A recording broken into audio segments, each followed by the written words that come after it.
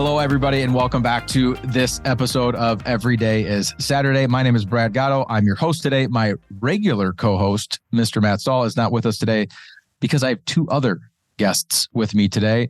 These guests that I have are people I know pretty well because they are both of my sons. I've got William, who we call Liam, with me today. Can you say hi, William? Hi. And I've got my other son, Hudson, with us as well. What's up, buddy? Hi. We're going to start off just by introducing you to Liam and to Hudson so that you guys can know a little bit about who they are and what they do and all these sorts of things. But the reason I have them here today is because we're going to talk about how we talk about money. One of the hardest things to do is to talk to kids about money and raise them in a way that they understand money.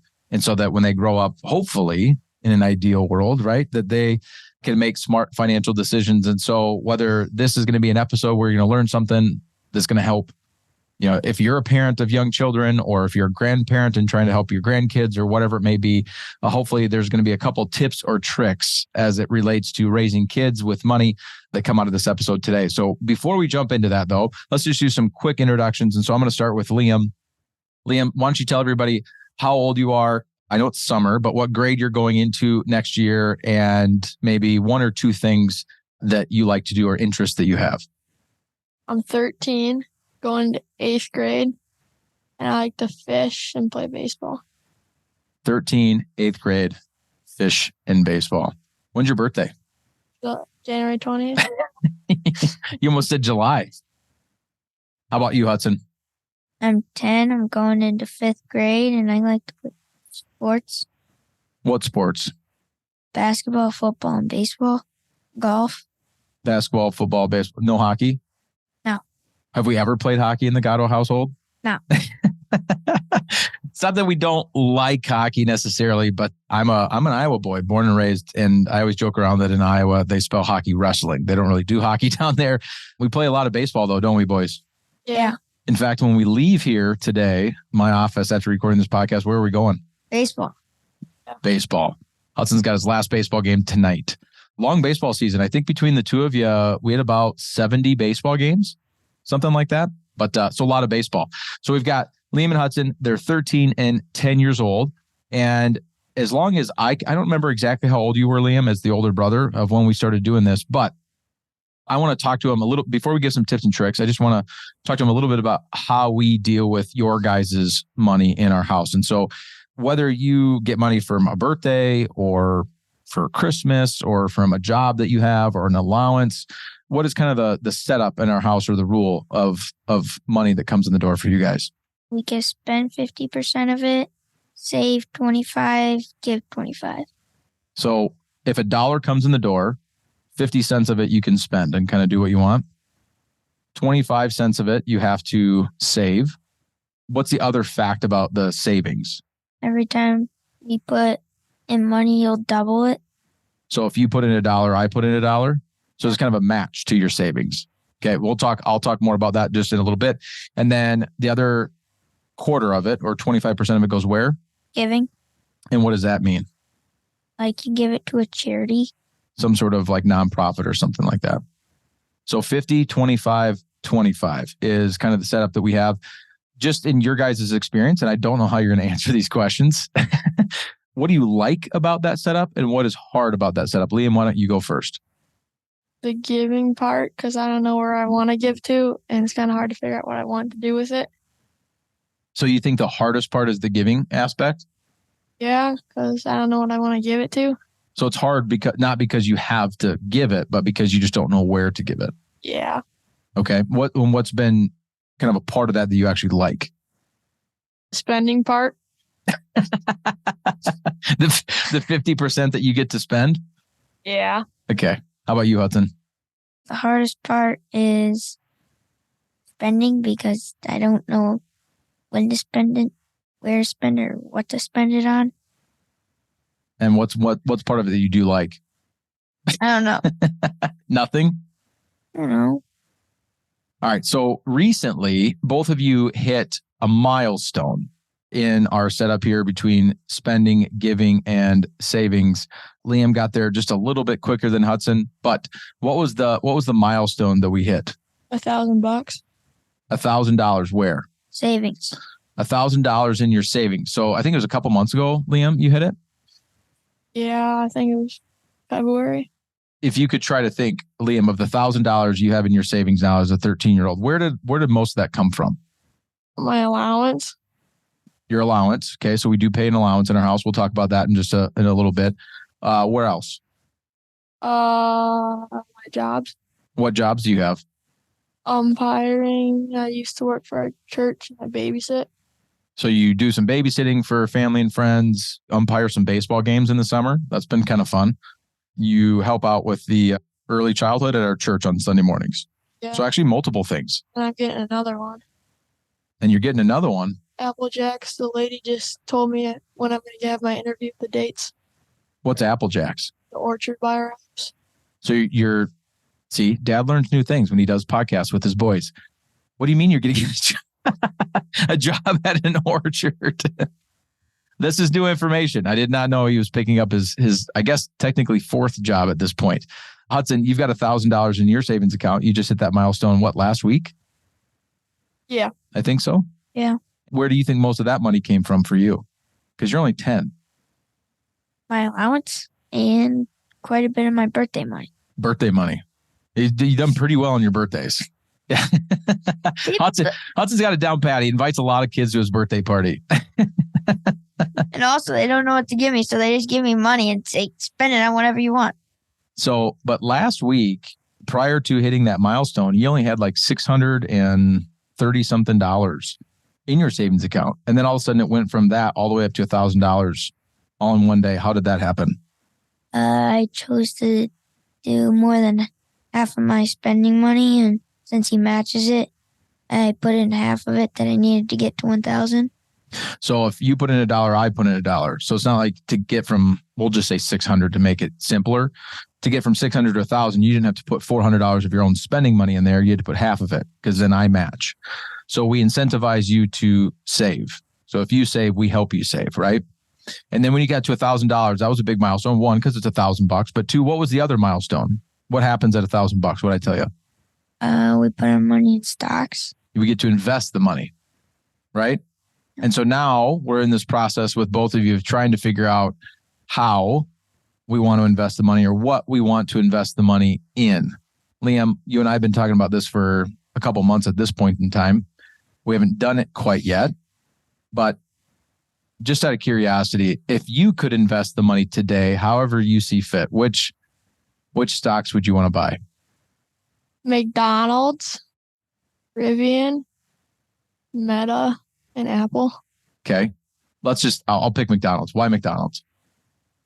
Because Google said it was a good spot for kids to invest. Google said that? Yeah. Did you just Google what stocks should I buy as a kid? Yeah. Okay, well, there you go. How about you, Hudson? We haven't talked about this as much. Do you have an opinion?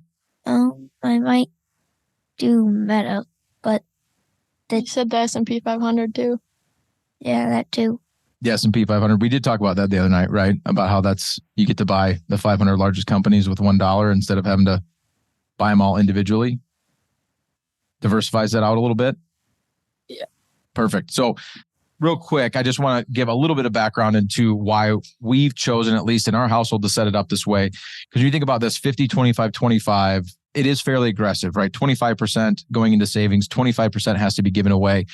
That said, the saving part is vitally important. If you've listened to past episodes, you understand the impact of compound interest. In fact, I remember probably a year ago now, guys, where a night when mom kicked us out of the house. No guys were allowed because she had a bunch of girls over, right? And we went to dinner. And what did we talk about the entire dinner? Yes. Compounding interest. This is what happens when your dad's a financial advisor. We talk about compound interest. So it's really, really important to get started early, but it's also super important to develop habits. And if you develop a habit that saving is a normal part of your life when money comes in the door, that's really important. The reason we've chosen to match it is just to try to incentivize that savings. And quite frankly, it's a system that they're going to encounter as adults anyway, because when you grow up and you get a job, typically in corporate America, you're going to have a 401k option, and typically there's going to be some sort of match. So you put in money and they're going to match that money that you put in. And so just kind of replicating that from a savings perspective. The reason we've chosen to require that they give 25% of it away is because I just generally believe in generosity. I just think that to live a life fulfilled financially doesn't just include spending and saving money. I think actually the first fruit of your money, this is my own personal belief, should be giving. The first thing you should do when money comes in the door is give some of it back and give some of it away. There's all kinds of arguments about how much and these sorts of things. I know that one of the standard benchmarks for a lot of people is 10%. We've chosen to do 25 just simply because I want to ingrain in Liam and Hudson that generosity is a really important thing. And quite frankly, if you look across the board of the average amount of giving that people do, like adults, as a percentage of their income, it's not significant. It's far less than 10%. And so if in the years where you guys are growing up and you're, hopefully as you get older, you'll have more and more opportunities to make more money, but you'll also have more opportunities to give. And the goal for us is to teach them that giving is awfully important. And if you start with 25, even if you backslide a little bit all the way down to 10, you're still doing really, really well. So that's what we've got going on. So we've got some exciting decisions coming up, right? Because you both just hit this $1,000 threshold. So now it's time to take that savings and get it working for you just a little bit more. When you guys think about financial goals you have and you think about your savings account and you fast forward, a year, 5 years, 10 years down the road, what do you think you're going to be using your savings account for? A car. A car. Liam, how old are you again?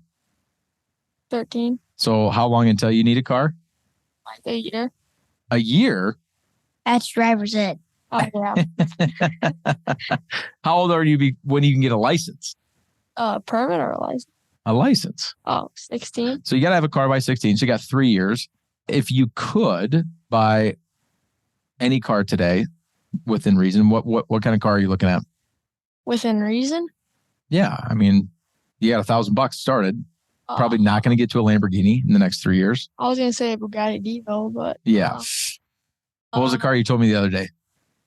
I know it. It was a truck. I don't know. A Toyota Supra. Oh, yeah. 1995 Toyota Supra. There you go. So a car, could be saving money for a car.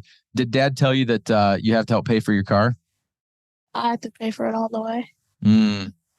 But how, if I told you have to pay for the whole thing, how do you get Dad to help you pay for it? Convince him. Convince him? I'll bribe you or something. What happens when you put $1 in your savings account? Oh, I'll just take all my money out of my savings account, put it back in, and then No, it doesn't work that way. It's only the first time it goes in. But if you take more of your spending money and put it in there, every time you put in $1, I put in $1, right? Yeah. So if you end up, let's just say you need 10 grand to buy the car you want, how much of that money did you actually have to save? 5,000. Only half of it, right? So in essence, you're paying for half of it and I'm paying for half of it, right? I've never thought about that. Learnings on today's podcast episode of Every Day is Saturday. How about you, Hudson? What is something down the road that you think you might want to use your savings account for? Car and college. A car and college. College, that's a big one. Any idea if you had to pick your college today, where would you go? But I don't really know. I thought for sure you're going to say the University of Iowa. Well, I might. But there's only nursing there. What? There's all kinds of things at the University of Iowa. Just because your mom went to the University of Iowa and she was a nursing major. So that is one of them. But there's all kinds of different things you can do at the University of Iowa. Or really any college for that matter. Okay, so from a money perspective, we've got this 50, 25, 25 thing going on. And then recently, we've kept track of all of this stuff manually, but recently we started doing this electronically. You guys actually got a debit card. In fact, Liam, yours is in your hand. Playing with it. Oh, why don't you show it to everybody on the screen? So you got your own debit card. Where do we get that from? Greenlight. An app called Greenlight. Not necessarily a promotion for the app, but it is a nice digital way or easy way to keep track of your kids' savings, spending, allowances, and things like that. So that's going to lead me into this segment, which is allowances. So do you Liam and Hudson, do you guys have the opportunity to earn an allowance in our house? Yes. You do. Okay. And so every single week, you can earn essentially 3 different amounts. How 3? 0. 0 is one of them. Oh. 0, 20, Yeah. and 50. So you could earn either $0 for the week, $20 for the week, or $50 for the week. Okay. What does it take to get to $20 for the week? 5 chores a day. 5 different chores. Liam, why don't you start? Why don't you give me an example of one of the chores that you can do? Do the dishes. Hudson. Walk the dog. Liam. Take the trash out. Feed the dog. Clean my room. What else is there on there?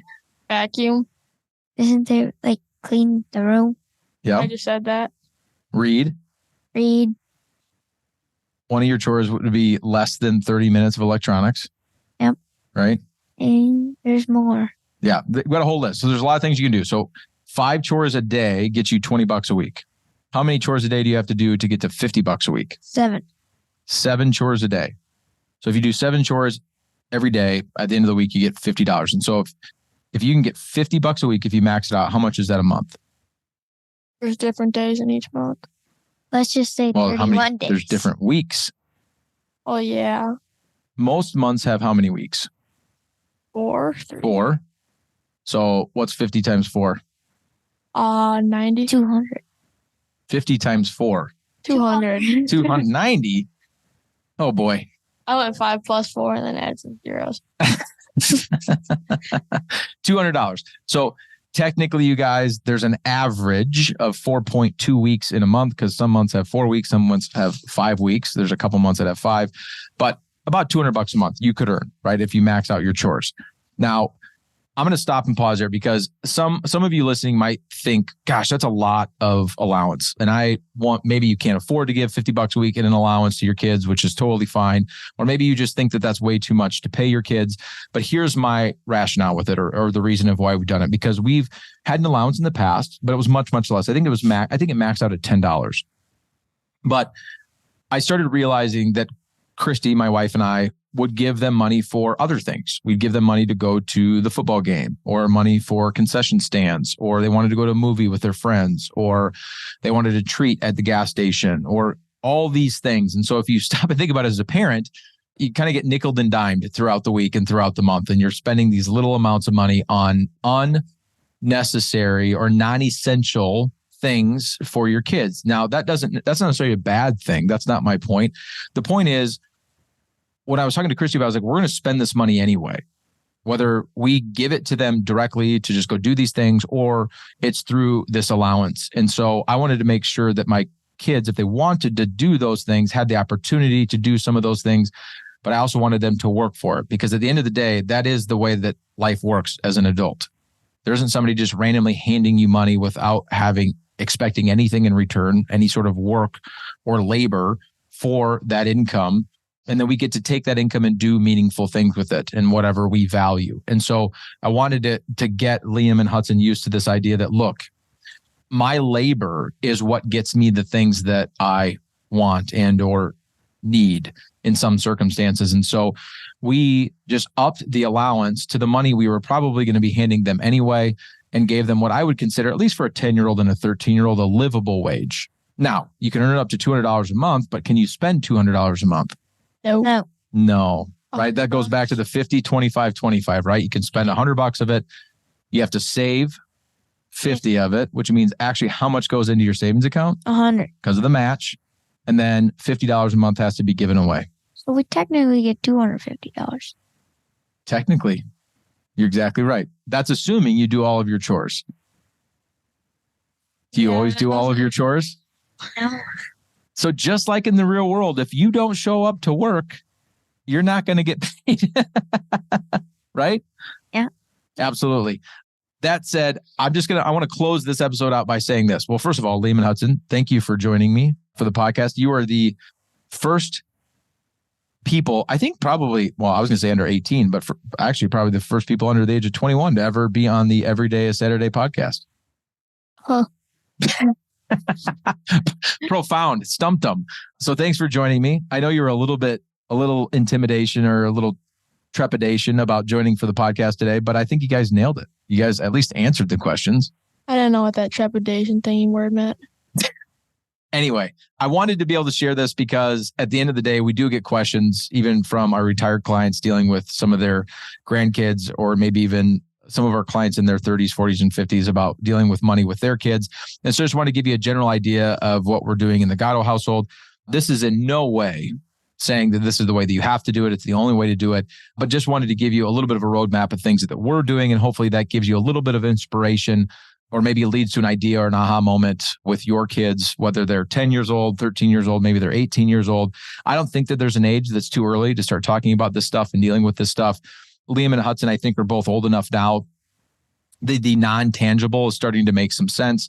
I think if your kids are a little bit younger, in that 3, 4, 5, 6-year-old range, I think you need to make it tangible and deal with real money and not deal with like bank accounts and things of that nature. So the piggy bank becomes really, really important because their brains process that way. But generally speaking, I believe vitally important to get this stuff kind of structured early on so that when your kids grow up, they can have a good foundation when it comes to kind of some of the basics or the blocking and tackling of all things financial. So again, Liam, Hudson, thanks for joining me. Super fun to have my boys on a podcast episode with me. Listeners, if this is the first time you've ever listened, again, a little bit of a different episode for us. Don't have kids on our episodes very often. In fact, this is the first time we've ever done this. But thanks for joining us. If you've not yet subscribed to the podcast, I would encourage you to do that. You can do that in the link below or in whatever platform that you're listening to our podcast on. If you want more information on fiat, you can find that on our website, fiatwm.com, fiatwm.com. I'd encourage you to go to the website. Not only is our contact information there, but there's a bunch of free resources and education for you to tap into all things financial. So thanks for joining us for this episode of Every Day is Saturday. Like I said before, my name is Brad Gatto, here with my boys, Liam and Hudson. Thanks for joining me today, boys. Everybody have a great day, and we will see all of you next Saturday. Thank you for listening to Every Day is Saturday. Click the subscribe button below to be notified when new episodes become available.